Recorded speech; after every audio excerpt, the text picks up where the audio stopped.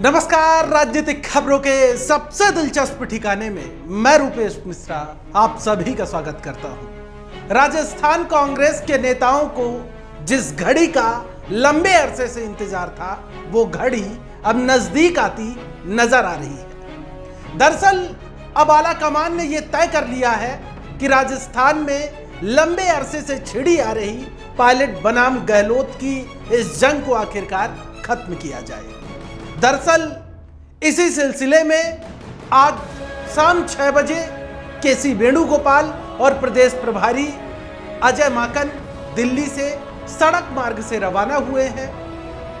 आज वो थोड़ी ही देर में जयपुर पहुंच जाएंगे और कल मुख्यमंत्री गहलोत से वो मंत्रणा करेंगे। दरअसल मंत्रणा इस बात को लेकर होगी कि आखिर सुलह कैसे हो, किस प्रकार से जो संतुलन है पायलट बनाम गहलोत के बीच में वो कैसे स्थापित किया जाए।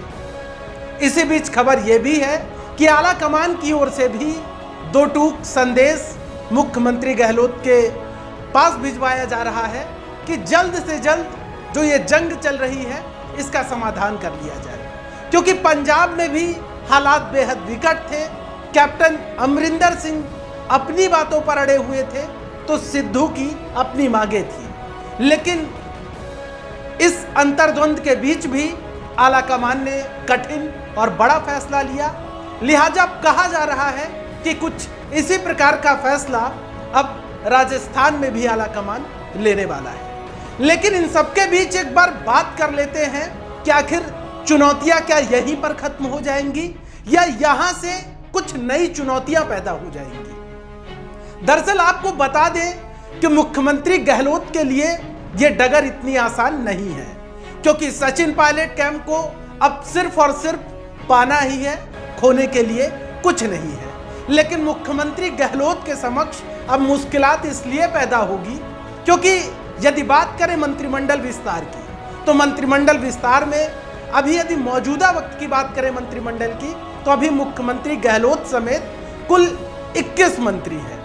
अब इसी के साथ साथ जो मंत्रिमंडल की क्षमता है वो 30 लोगों की है, लेकिन जो दावेदार हैं वो 40 से ज्यादा लोग हैं। अब 9 सीटें ही रिक्त हैं, लेकिन अब इन 9 सीटों में जब इतने दावेदार हो गए तो आखिर कैसे विधायकों को संतुष्ट किया जाएगा। जबकि मुख्यमंत्री गहलोत जब बाड़ेबंदी का दौर चला था उस वक्त ही विधायकों की कोहनी में गुड़ लगा चुके थे, यानी बसपा के विधायकों को भी मंत्री बनने की उम्मीद है। लोग सोशल मीडिया में भी कह रहे हैं कि बसपा और निर्दलीय विधायकों ने तो कुर्ते तक सिला दिए शपथ लेने के लिए। अब आप अंदाजा लगाइए कि जिन विधायकों ने अपनी महत्वाकांक्षा इस स्तर की पाल ली हो, इतने बड़े सपने देख लिए हो, तो जब उनकी सपने और उम्मीदें धराशायी होंगे, टूटेंगे, तो फिर क्या होगा?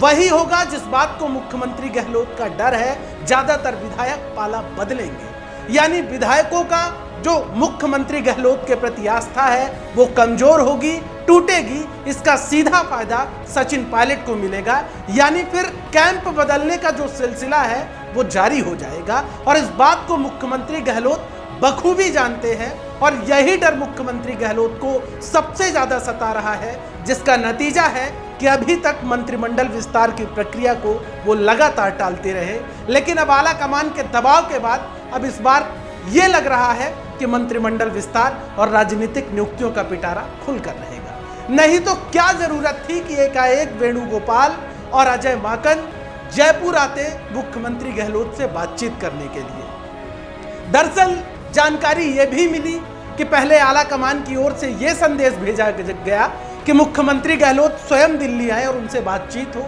लेकिन मुख्यमंत्री गहलोत ने अपने स्वास्थ्य कारणों का हवाला दिया। उन्होंने कहा कि वो दिल्ली आने में असमर्थ है। नतीजतन दिल्ली दरबार की ओर से आला कमान की ओर से 2 दूत भेजे जा रहे हैं। अब सवाल यह है कि आला कमान की ओर से जो सुलह का फॉर्मूला दिया गया है, क्या इस सुलह के फॉर्मूले पर मुख्यमंत्री गहलोत अपनी सहमति बना पाएंगे या फिर गहमा गहमी अभी चलती रहेगी? क्योंकि पंजाब में भी सुलह का फॉर्मूला इतनी जल्द क्रियान्वयन में नहीं आ पाया था, इसलिए राजस्थान में वो फॉर्मूला तुरंत लागू हो जाएगा ये कह पाना अभी कठिन है। अब लोगों की निगाहें भी मुख्यमंत्री गहलोत और केसी वेणुगोपाल प्रदेश प्रभारी अविनाश पांडे की मुलाकात पर टिक गई है कि आखिर इस मुलाकात के बाद निष्कर्ष क्या निकलता है, इस महामंथन का निचोड़ क्या निकलता है।